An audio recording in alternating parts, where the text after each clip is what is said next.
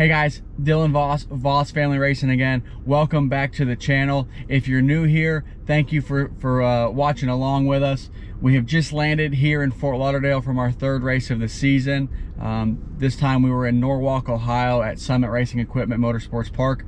Beautiful, beautiful facility. Haven't made a video in quite a while. Honestly, just because we've been sucking. We haven't been running really good. New car blues with the Pro Stock car, trying to get it all ironed out, making very good headway with it. Pro Stock is just an extremely competitive class, and you got to go there with all of your ducks in a row to expect to go rounds. Murphy in the Pro 632 Cobalt is making good headway getting acquainted to that car as well. He's ran 2 personal bests so far, just hasn't been able to string together multiple good runs in a row to go any rounds. In Bowling Green, Mike went a career best 425 in first round of eliminations, and then again in Ohio in first round went another career best 424, but was just a little bit red. So Mike is in a car that can win championships. It can definitely win races and win championships. He's just got to get acquainted to the car. It's not easy switching from one car to another.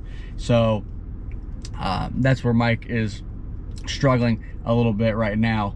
The Pro Stock car, we made some pretty good changes to it between Bowling Green and Ohio. Put a Liberty in the car. The car came with a Lenco. Took the Lenco out, put a Liberty in it, put our own gear ratios in it. We went to the dyno with the motor. We found a lot of power in the motor. So we were really expecting for a good showing in Ohio. But we have an electrical issue that we found. The car is starting to miss. So we're not really sure what's going on there. It rained in Ohio, so we only got 2 qualifying runs instead of 3, and then of course testing got washed because of the rain as well. So it's hard going to these races and not being able to test because of weather, or right now we can't get rods with the way the economy is, so we're not able to test this motor because you can only put 35 runs on it before you have to change rods. So we're really watching how many runs we put on this thing so we can go to the next race. So it's really hard. We have 13 runs on the Cavalier, the Pro Stock car, since we've acquired it. And we're making good runs, but like I said, it's an extremely competitive class. It's hard to just get everything in one pile to run the way we need to run. So first round of qualifying, we went out there, like I said, after we made some really good changes to the car. We were expecting to run really good. We went out there for the first round of qualifying. I let go of the clutch. It's on a really good run. We go 997, I think 60 foot. I plug it into 2, and I can feel the car starting to miss, and runs down there, goes a 424 at like 169 miles an hour.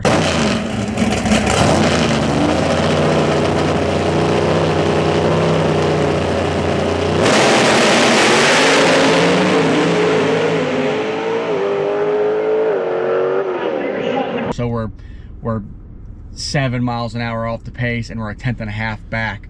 I think low of the round was like a 408, 409. So that's where we should be. We should be in the low 410 zone, and we 425. So we're a 1/10.5 back, and we don't know what is going on.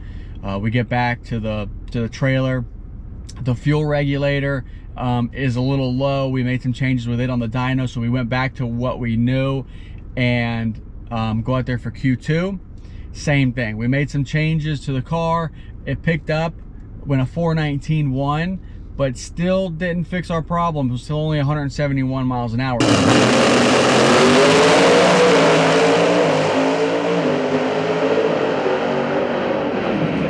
So we're still 7 miles per hour down, and a 10th off the pace. We want 419, need to go 409, 408. We get back, we check all of the plug wires. We're going over all of our electrical systems. We find a coil wire is bad. So we make up a new coil wire. We were sure that this was the problem. I was positive that this was going to fix our issue. Go out there for E1 against Dwayne Rice. Dwayne Rice qualified with a 412.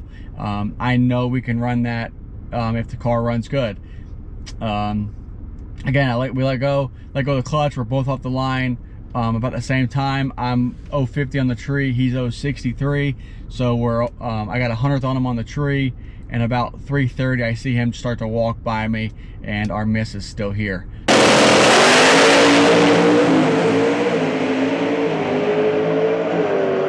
So it's unfortunate, you know, but new car blues. It's just, you know, the one thing I hate the most is an electrical issue, because it's so hard to fix an electrical issue, and you have to make runs with the car to see if it's fixed. A lot of times you can't simulate it in the pits, and it's just, it sucks, to be quite honest.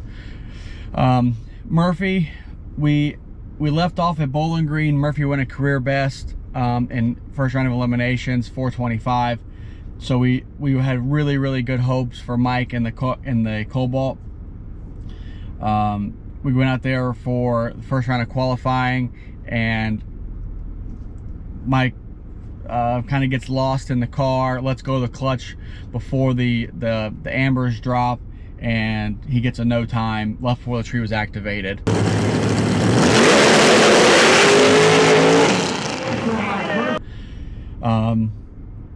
Q2 run up there.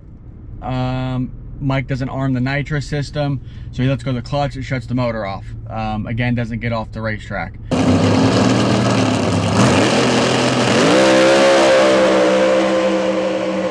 So Mike is going to go into first round of eliminations with a no time, with 0.00 on the time. But he broke the beams, so he qualified, but he qualified last.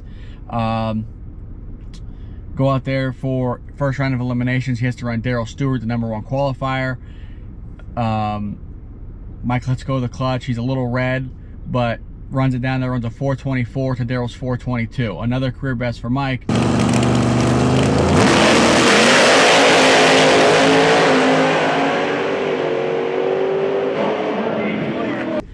But he's red. So you got to make consistent laps in these cars to get acquainted, to get a feel for it. And when you're not able to do that, it's hard. Mike has 12 laps in the Cobalt since his wreck in Bradenton earlier this year, and out of those 12, 9 of them have been a full run. So that's not a good ratio when you're trying to go out here and run, you know, as fast as we're trying to run and at a championship level. So we got some work to do between now and our next races in Maryland. So we got some work to do for sure. The motor is out of the Cavalier. It went back to the shop. We have a couple more updates to do to it. Parts are steadily rolling in for that motor as the economy and the situation we have in the United States right now. So we have some new parts coming in. We're going to have an updated motor before we go to Maryland. Maryland is always a very good racetrack for us, high barometer, which means there's a lot of oxygen in the air. So extremely excited to go to Maryland with a fresh motor and ready to run really good in Pro Stock. The Cobalt Pro Stock, or the Pro 632 Cobalt, is going to stay the same. Mike's just going to get some more laps in it. We plan on being there early so Mike can make 4 solid test hits and then go into first round of qualifying with a full boost of confidence. And that's what it's all about right now. We just got to get confident in the car and make good runs. So I really appreciate all of you guys that are watching right now, who are subscribing, who are, you know, hitting the bell notification to get updates whenever we make a post. I promise we're going to get better about posting more often, even when we're not running as good. It's just, you know, it gets discouraging when we go out here and we're not able to run as good. So, but with the way the economy is right now, you know, diesel's over $6 a gallon. Our sponsors help us out a ton.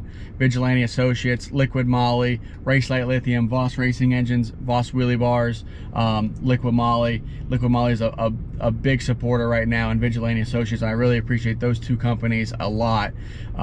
So for all of your oil needs, you guys, if you need any oil, please trust Liquid Moly. We run it in our Pro Stock motor, we run it in our 632 motor, and I run it in my personal boat and our daily drivers. It's really good stuff. I put my name on it, and I don't like to run junk. So especially with these motors that we run at such a high level, it has to be good, and Liquid Moly is good. We have seen some advantages with it. So I appreciate you guys for watching. Thank you so much, and we'll see you on the next video. Thanks, guys.